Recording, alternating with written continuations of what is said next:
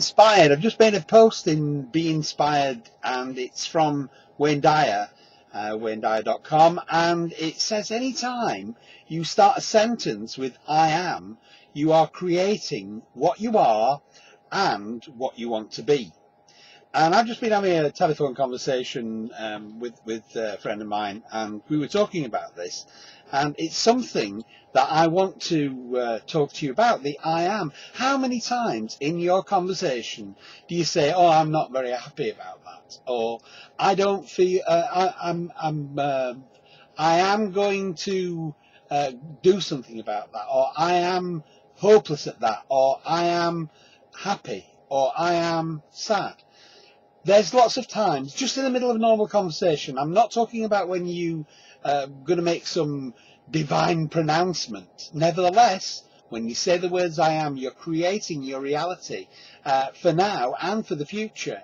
And I was just saying to this friend of mine that when you see the word for God in the Hebrew, in the scriptures, it's YHWH or JHWH.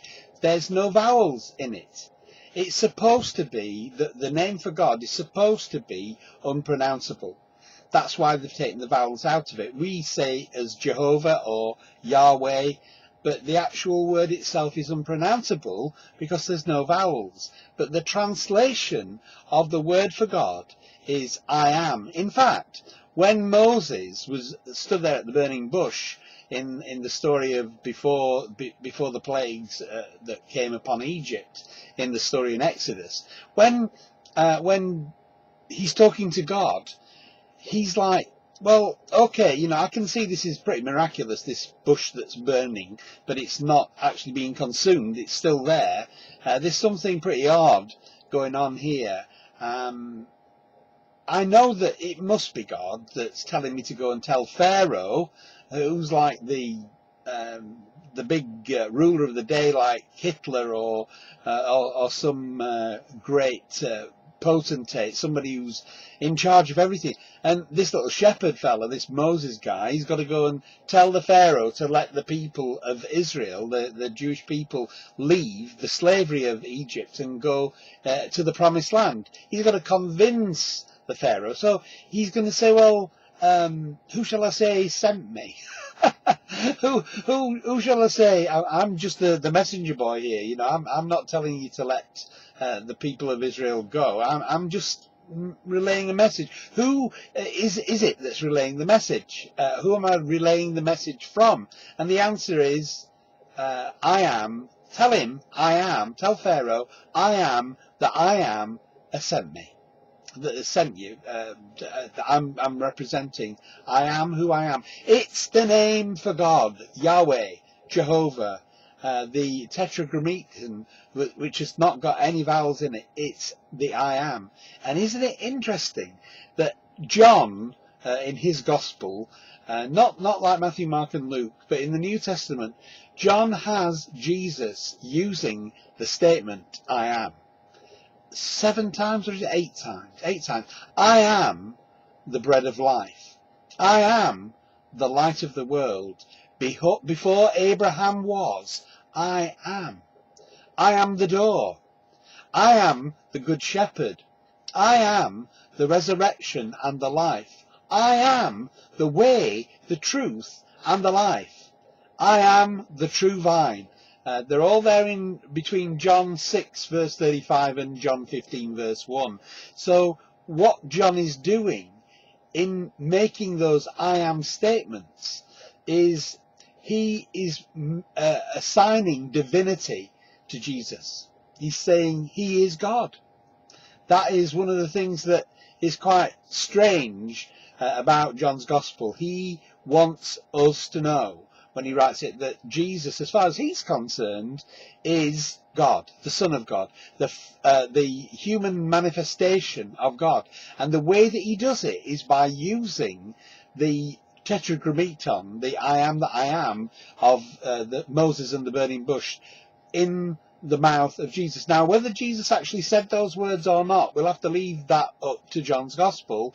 I'm not saying it is or it isn't. I'm just saying that John uses these I am words to give us a picture of who Jesus is claiming to be, or who Jesus is in John's view. Now, this is getting a bit deep, I know, but when you say I am, when you say I am, and this is something that I am saying at the moment, I am an inspirational speaker, then I am expecting that to happen, for me to go start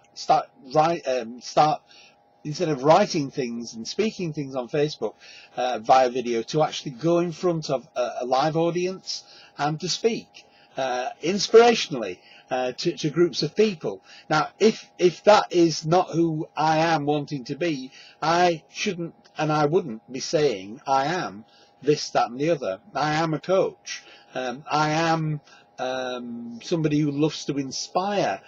I love to challenge. I love to encourage people. This is who I am.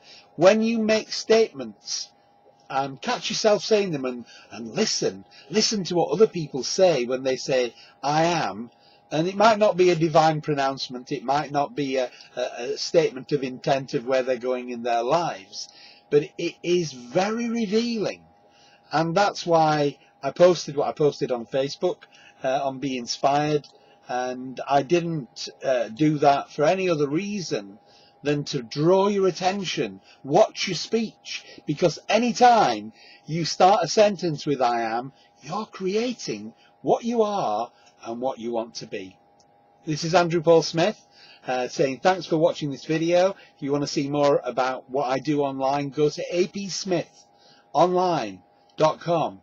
And that's my main website. I've not updated it for a little while, but it soon will be back up to date again. September and October haven't yet got any posts in them, but every other day of 2014 has got something different from me. There's videos there, there's articles there that I've written, there's poems there that I've written, there's other people's quotes that I've written, what I perceive when I read those quotes. So go to apsmithonline.com, and I am, or I will be making other videos like this one in the future, hopefully not as long.